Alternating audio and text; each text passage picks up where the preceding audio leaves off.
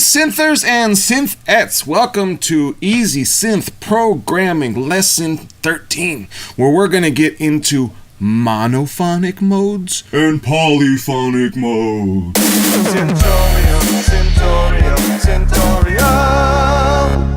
Hey guys, I'm Michael Carrillo, aka Hexspa. Welcome to my channel, where I release original music Monday, 4 p.m. Pacific Standard Time, as well as music making tutorials.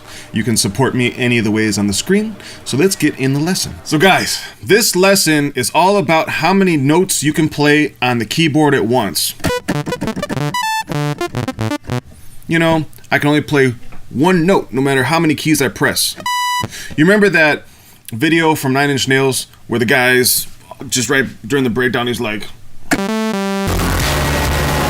and just he gets the perfect note, of course, because he probably has every note on that keyboard mapped to the same sample, and he probably has it in monophonic mode, so no matter how many keys he hits, he's only going to trigger it one time. So you've heard of Moog synthesizers, the Voyager, and that synth is called a monophonic synth. It can only play one note at once. Now you might be asking yourself, why would I want to do that? Why just one note? Music has many notes. I mean, at least for the past several hundred years, maybe even 1,000 years, we've had polyphony. So why would you want to play one note? Well, how many notes can I sing at once with my voice? One. I've talked about overtone singing in another video. I think it was the one on resonance. But basically, you get one voice per person. And the voice has been with us forever. It's a persistent, common thing in music. It's not going anywhere. But we've had other instruments which have gained popularity, lost popularity, and those are polyphonic instruments. So I think that in the essence of music, the monophonic instrument reigns supreme. So that's one reason to use, would it be called monophony? I don't know. But that's one reason to use a monophonic setting in your synth if it has the choice between polyphony and monophonic performance. Let's take a quick peek over at polyphony. Now we see over here in the screen that there's two voices available to us now. So if I push this one and that one, now we have two, as opposed to monophonic, it's only going to go up. Now, Synthorial has a synth in it called Primer, which is what we're using, and it uses a feature that Massive by Native Instruments calls legato triller. So what happens in that case is you hold one note down and you can push the other key and it'll just bounce back and forth, okay? My patrons and I will go into this for the On Your Own challenge. We will look more deeply into the various monophonic modes that are available inside of that more advanced synthesizer. Primer, as the name implies, if you haven't grasped it yet, it's a training synth, okay? So it has more simplified controls, especially during the challenges. It doesn't give you as many options as some of these more flagship synths like Serum and whatnot. But this is just to get you started. Later on, after you finish the program, Joe has videos on the Moog Voyager. He's got videos on Massive. He's got a new series out on Serum. He's got one on Synth, I think, Zeta 3. So get through this, and then you'll be able to really crush the synths that you might be using today. So I first want to talk a little bit more about why you'd want to use a monophonic setting that's not strictly related to synthesis, but is related. Because I know a lot of you aren't going to watch this whole video. It's going to be over an hour long. We're going to do the group challenges here inside of Synthorial. If you don't have Synthorial, be sure to download the demo. The link's in the description. I am an affiliate, so 22 lessons are included. If you decide to buy it, I get a commission, and that helps a ton. But let me explain to you about the value of monophonic sounds inside of an electronic instrument. You also have samplers, okay? And the samplers today are really more like sampler synthesizers, because you have LFOs inside of them, you have filters, you have, in some cases, FM modulation envelopes and oscillators inside. I think the sampler instrument in Ableton has AM and FM synthesis. I mean, you get it all. So if you're doing sampling, you might not want to have more than one voice, like the Nine Inch Nails example that I gave you. Or let's say you're designing kick drums. You don't want your kick drums probably to overlap. Like when you see deadmau5 or a lot of these electronic guys mapping out their kick drums, they use the same kick drum every time. It's not like they're just sitting there and they're using velocity sensitivity to, like, you know, play their kick drum. No, it's robotic and exact and accurate and repetitive. So that's the kind of thing that a monophonic setting will get you is, you know, kick drums, bass, anything that involves your subwoofer, you generally are going to want be creating that using a monophonic setting. Yeah, because every time you play a note, even if the amp envelope is long, you'll get that last note cut off by the new note in most cases. So that's also like choke groups you have inside of Machine or probably even the MPC. So yeah, this has a lot more to do than just playing melodies. It's also for your drums. It's for any kind of sound that you want to be clear and individual. Okay, polyphony pads. Okay, and you've heard of polyphonic synthesizers. For example, the Novation Bass Station 2 is a monophonic synth. So is the first one. But now Novation has come out with a new version, which is very similar to the Bass Station 2, but it's polyphonic. It has more oscillators in it. You can have more voices. So that's an analog synth. Here we have a digital one. We have up to 6 notes. So that's 3 notes per finger, or 3 fingers per hand, 3 notes per hand. So we can play. See that? And then if I drop it down to 3, you'll see that we're not going to get that same kind of sound. In fact, what it does in this case is cuts the oldest note off. Now, again, in other synths like Analog from Ableton, well, it's not by Ableton, it's by AAS, Applied Acoustic Systems, but they licensed it to Ableton to use in Ableton Live Suite. You can decide what notes you want to get cut off first. So in this case, the lowest note is getting cut off. Listen. I hit the wrong note, but the last note got cut off. Let me see if I can make it more obvious. See, the bass disappears. Now you can also have it set to the last note played. So if I was to, for example, go from here.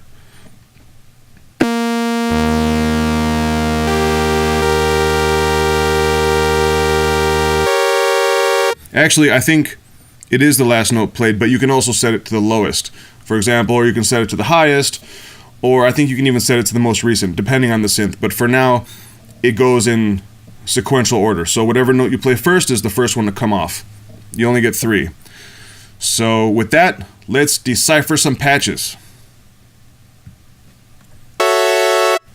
Okay, immediately we can see that he's playing maybe like 4 notes, but I don't like to use his played examples because I come from an actual playing background, so I need to touch it. So right there, for my 5th note, I heard it cut off. So to me, that's 4-voice polyphony. Let me double check. Yeah, I definitely got 4, but I didn't get 5.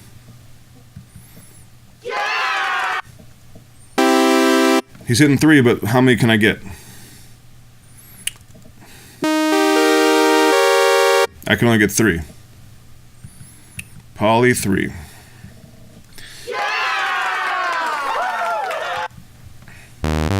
Okay.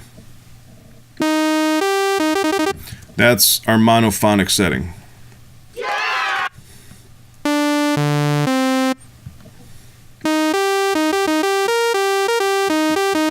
Again.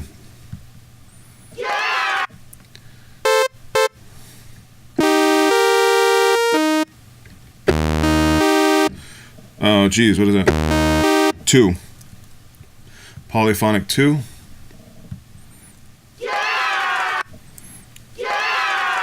More details. Poly mode and amp release. Normally, if you're only going to be playing one note at a time, mono mode is your best bet. But if your sound is using a long amp release, things change. Since mono mode only allows one voice to play at a time, then chances are each new note that you play will cut off the tail of the previous note. For example, let's say our patch uses that. If I play two notes in quick succession, the second one's going to cut off the first. I wanted to hear the first one's tail ring out while the second one played, but the second one stole the first one's voice. Switch to poly mode, and now we can hear both.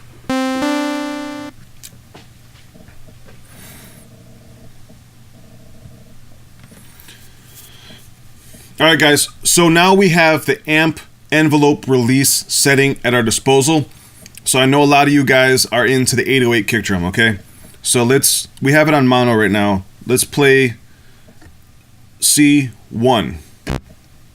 It just chokes, right? But let's turn it up to like a big fat 808 sound. Of course, that's not how an 808 sounds really, but it's a low note that extends, okay? Now, as many times as I play that, it's gonna cut off the last note because there's only one voice available. So that's great if you're playing a bass, right? But now if you switch it over to poly, now we got two voices. So listen to this. They blend. Now there's only going to be ever two, so if I play three, there's still only going to be two. But things are going so fast, but it sounds like mush. Which would you rather have for your sub bass? This or this? That's no good, man. So yeah, keep that in mind. Your release setting, it's just your note is trailing off when you release the key, but you only have so many voices to work with, so work with that. Yeah, you can already hear that there's a release setting here.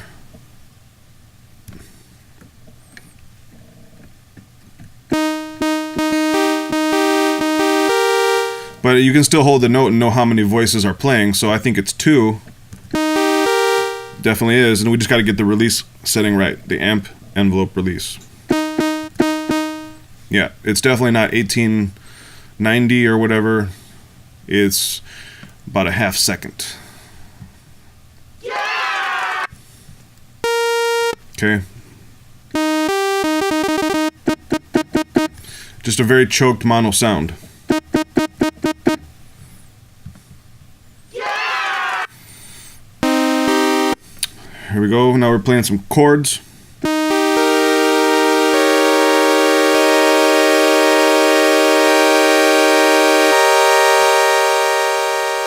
Now, my hearing is telling me that I'm getting 6 voices, and I've got a pretty long release. So let me play a low note and then a higher chord to see where we're at.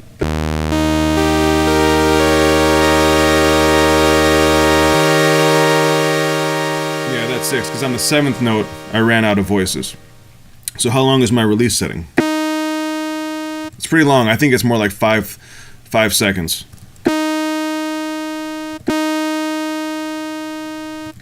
Let me try to put it on 2 seconds. And we hear that it's decaying much more quickly. Let's put it on 10 seconds. And you can hear that the shape of the envelope is much more flat when it's at 10 seconds, and that doesn't match our hidden patch. Yeah! Joe's got some keyboard skills. Okay. That's 4 voices with about a 2-second release, I think. See if I can do an arpeggio. I think that 5th note has cut me off. So yeah, I think this is right. Yeah! That's a lot of voices, I think. With, again, about a 2-second release. A lot of voices. I don't know how many. Let's see.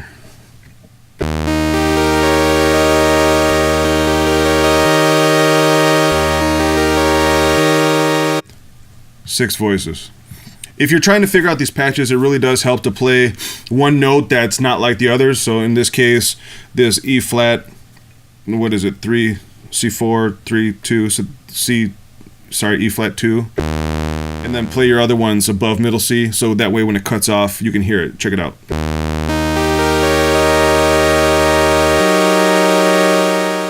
So yeah, there you go. Let's make sure the release is right. I think that should be longer. 5 seconds.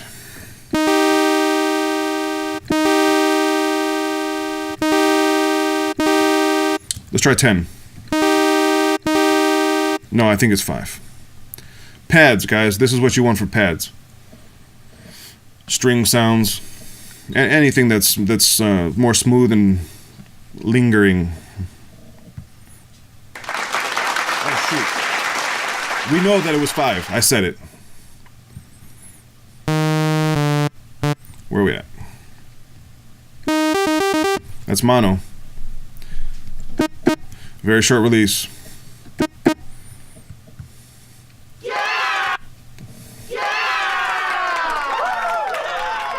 Okay, now I think it's quiz already. It's going to be a short one. Thanks for sticking around if you have so far. Hopefully this is helpful. If you have any questions, leave a comment below. Pick up Syntorial. Alright. In terms of voice modes, what does a voice refer to? Well, is it a waveform? Not really. Is it an oscillator? No. Is it a played note? Yes. Is it an envelope? Kind of. But I think it's a played note. Which voice mode allows you to play multiple notes at the same time? Think about it. Mono or poly? What does poly mean? Many. Like polymer, plastic. Pay attention to chemistry. Why is mono mode important?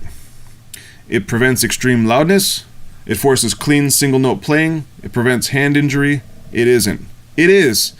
And maybe if you're doing some crazy Rachmaninoff voicings, then it could prevent your hand injury because you won't even try. Your voices could pile up if you have a delay or something, but for the most part, it makes you focus on every individual note very cleanly.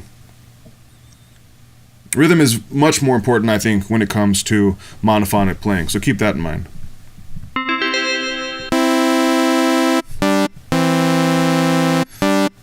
Okay, so what do you think? Do you think this is a mono sound or a poly sound? Leave a comment.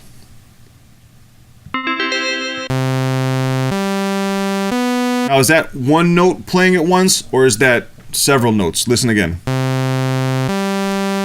Just like you have like a monophonic speaker in mixing or mixing in mono, it's a similar thing with a synth. Okay, but monophonic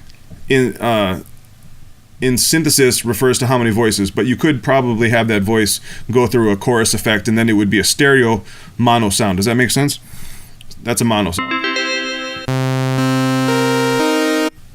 That's a polyphonic sound. Alright guys, we're going to go into the group challenge now. If you've made it this far, thank you very much. If you have to go, that's fine. This is mostly for people who have Syntorial and are having a little bit of difficulty with these groups because they can be challenging. Once again, if you haven't downloaded it, links in the description. Check it out, man. It's really helpful. I'm doing these videos to reinforce what I've learned and also because I believe in the program. Yeah, I was being accused of being an affiliate since before I was an affiliate, so I'm not ashamed to be one. I like to be a Syntorial affiliate.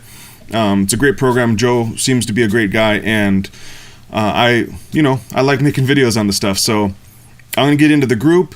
My patrons and I are gonna go into using these techniques inside of Native Instruments Massive. Okay, so if you have any interest in that, then join me over there on Patreon for $3 a month. You get access to the ninja trainings, and for the rest of you, let's get into it. Alright, so we know that we have a filter cutoff down, we have some resonance, we have filter envelope, and it's got an attack on it. Let's listen.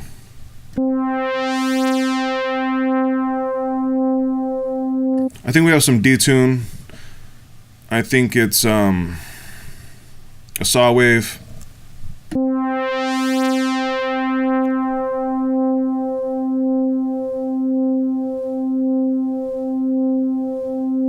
Okay, the sustain on the filter is down. The decay is pretty much just like the attack. So about there.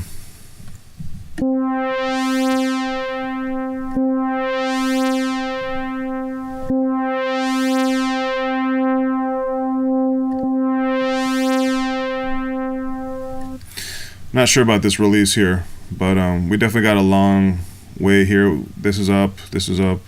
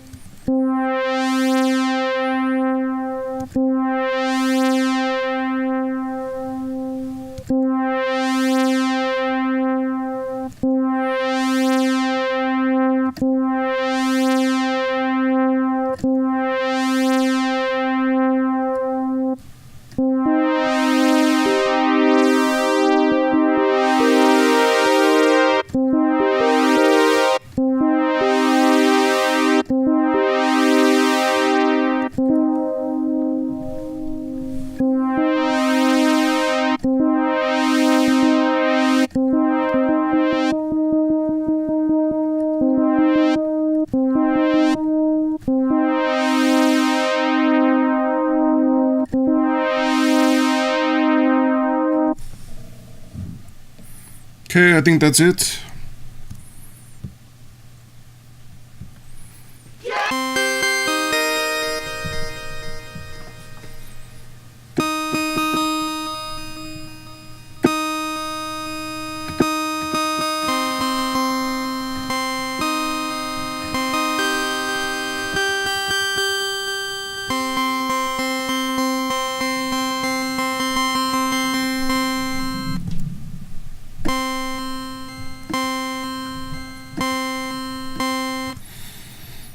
Okay, I think it's some kind of narrow pulse.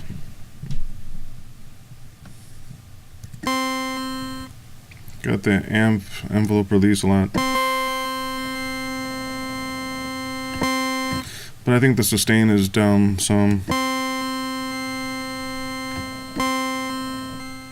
Got some feedback, got some mix, got some time, I don't know if we have spread or not.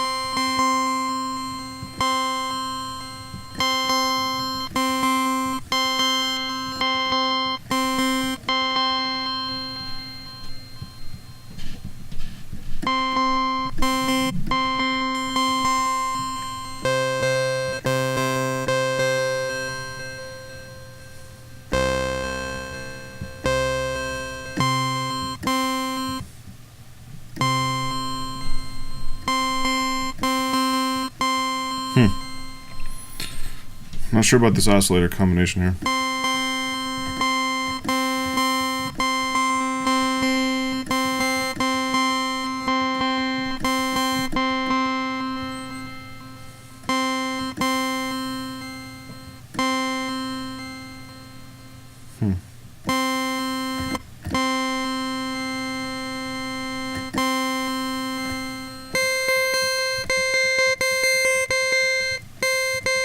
Is that the same?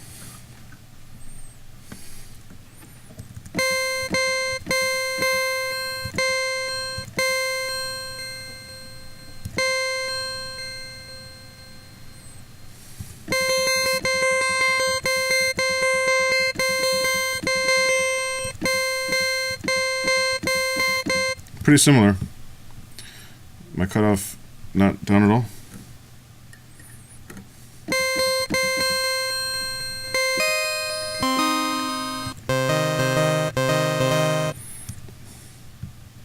Okay.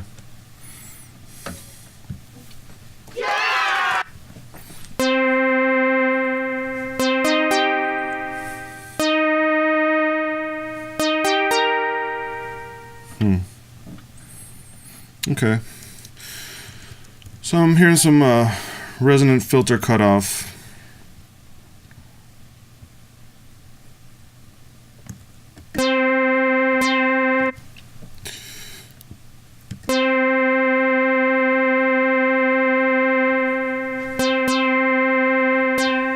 Okay, we got some amp release. About 2 seconds.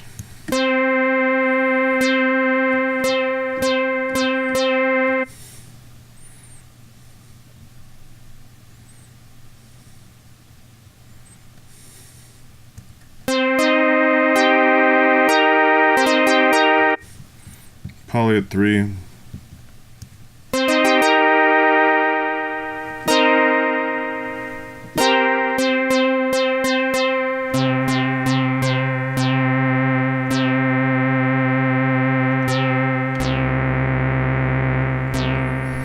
I don't know if that's pulse width or what, but let's just try pulse width real fast. I know it's an LFO. It could be pitch though. Amount is, I don't know, and rate is pretty quick. So let's just try that.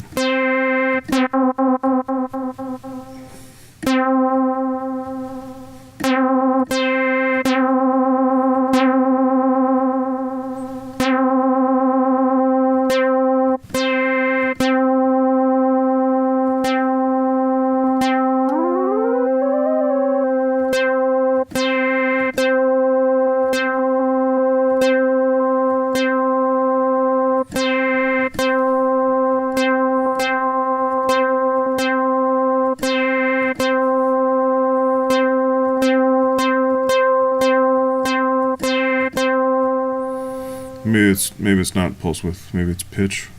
Hmm.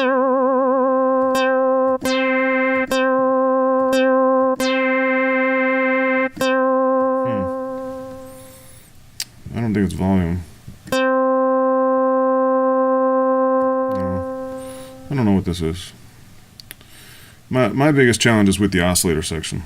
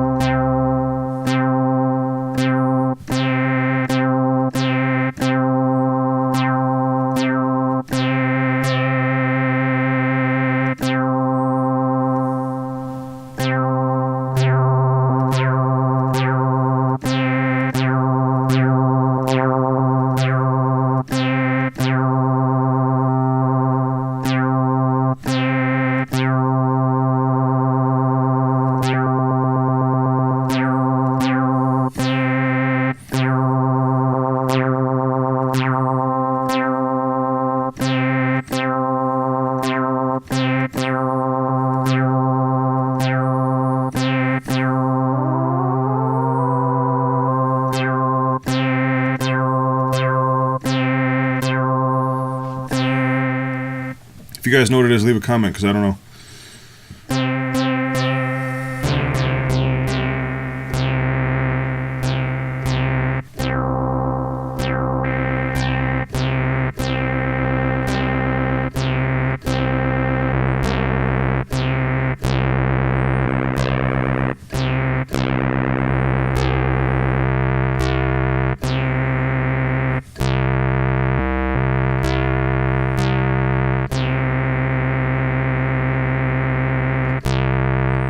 Maybe it's not this. Maybe it's detune. I don't know.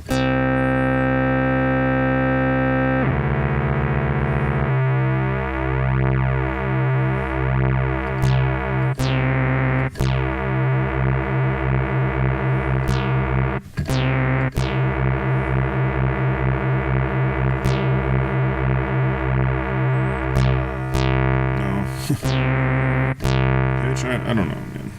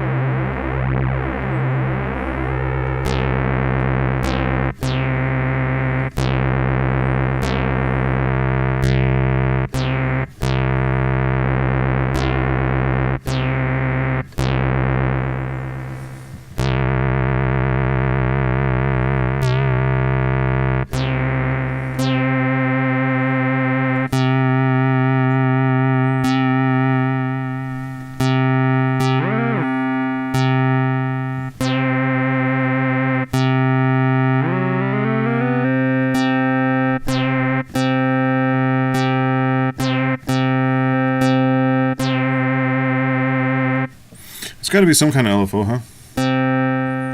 But what?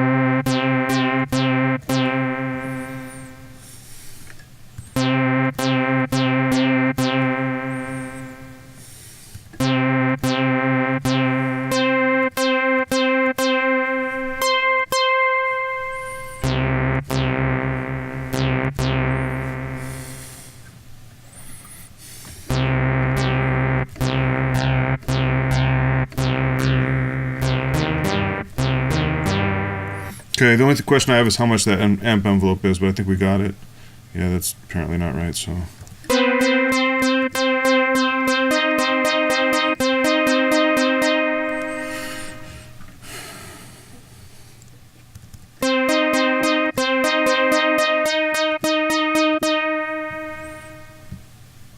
Oh, wait, what?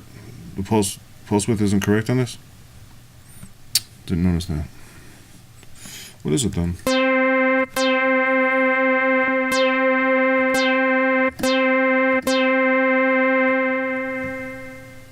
Okay, we were close. So I thought that the pulse width was right there in the center, and I thought the amp envelope was a little bit higher, but let's listen to those just to hear.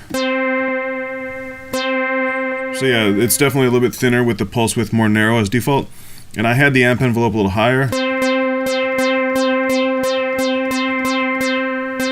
There is a subtle effect, but it's not the kind of effect you normally get when you do the amp envelope. It's it's very subtle there. What it does is it kind of makes the attack a little bit more mushy, but not by much, so I'm not really sure what I'm supposed to be hearing there. Sometimes when you get these complex patches, it's almost like every individual element matters a little bit less, but...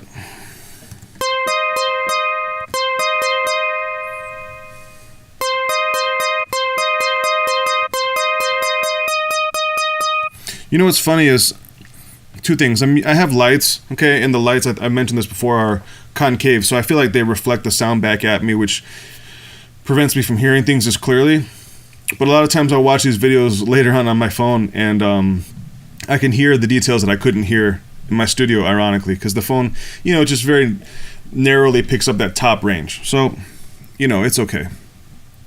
Oh, see, you got to remember to put it back down. But I think this is right now. Alright, to me that sounds like a really basic pulse wave.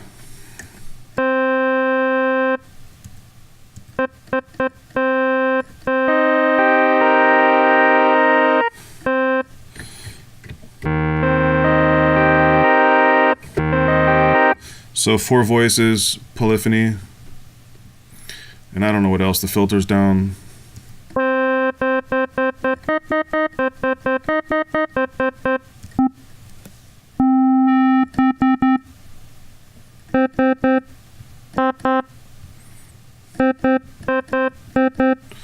Got some fifth, maybe 19, or just a fifth, or what was it?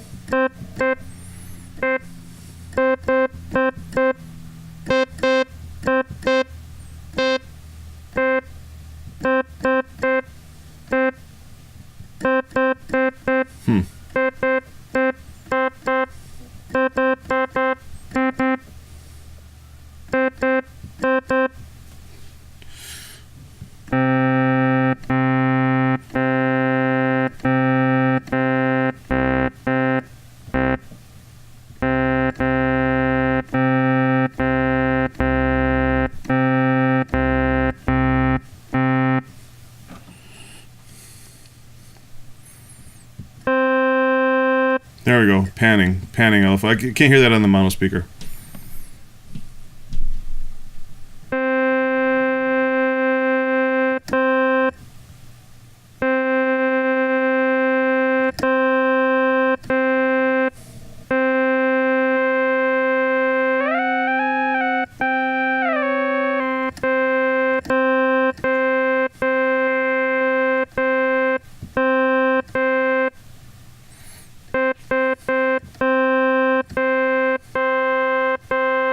Oh, you know what? I have the sawtooth there.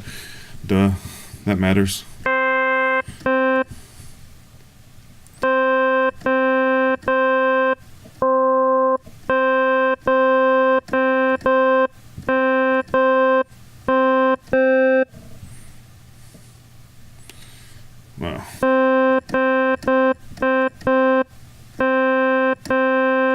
Finally.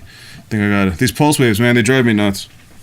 Because there's that extra fifth harmonic in there, like second or third order harmonic that just sounds like something else. So yeah, I can't hear it on my mix cube at all, which is good actually, but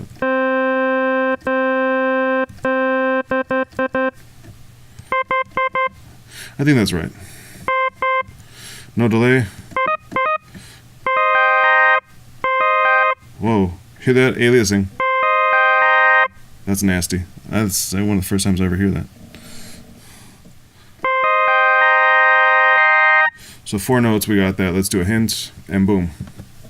Yeah! That definitely sounds like some kind of 19th, not a 19th, you know, but 19 half steps. Now I know why Deadmau5 called it a 7th when he meant a 5th. Might just be a straight 5th. Long release on the amp. Not that long.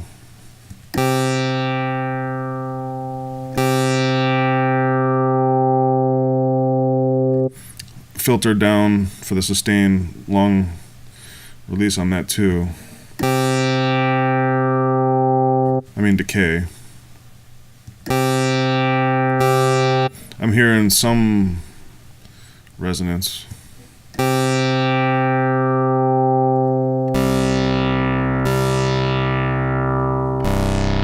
Now I'm thinking that might be some kind of pulse wave. But I don't know what kind. Let's just go medium, start there. And that's our basic sound. Let me see, what else do we have? How many polyphonic notes do we have?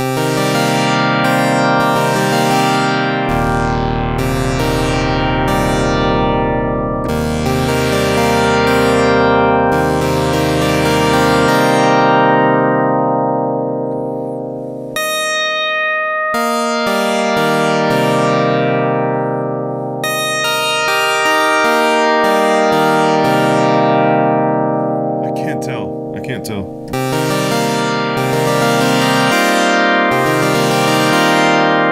I want to say it's 6. How's my sound? I don't know.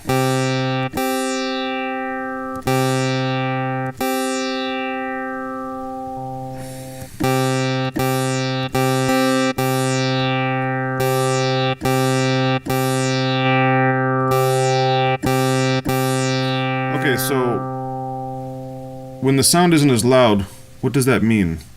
Because I'm tired of like just randomly guessing these things. His sound sounds louder. Why?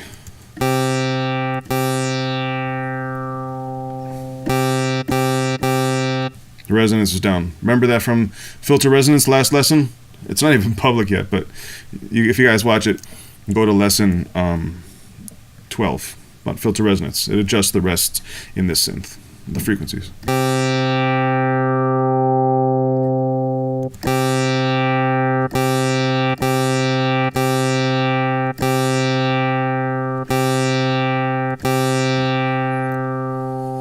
Sounds very similar to me.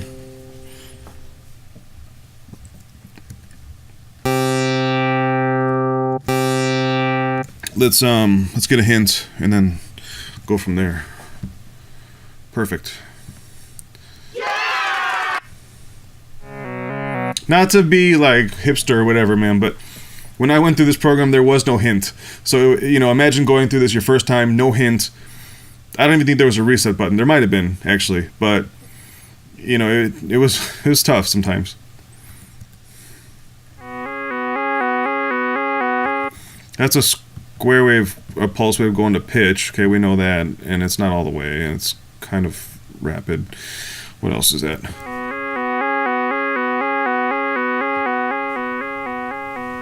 I think we got 2 seconds of, maybe 5 seconds of decay. Release.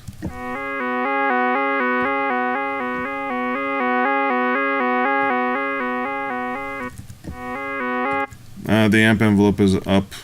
I don't know how much. Is that a second or 2? Not sure.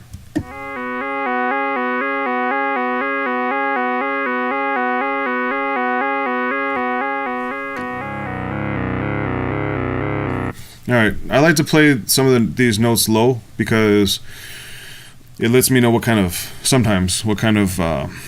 oscillator we're using. So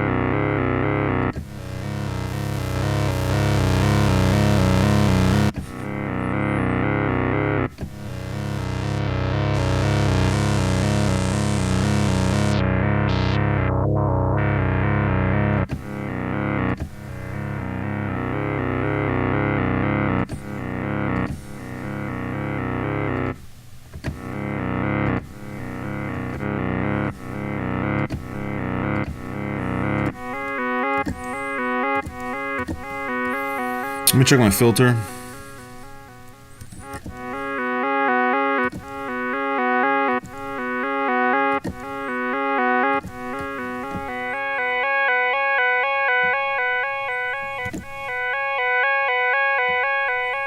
Yeah, I think it's pretty close.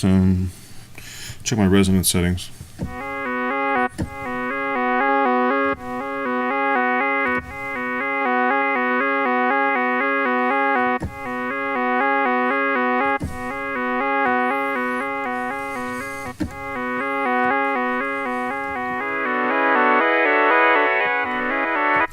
And we got to change the poly to 4. I don't know what else there is. Let's get a hint. Perfect. All right, cool. That's it. So thank you very much for watching, guys.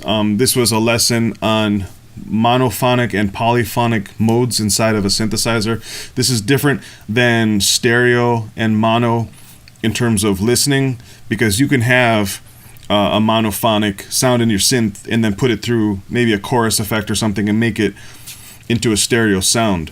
But yeah, very important stuff. Make sure you click the cards and check out whatever I've referenced, other videos such as resonance and LFO if you don't have full control over those elements inside of your synth. Right now, I'm going to go into the On Your Own challenge for this lesson with my patrons.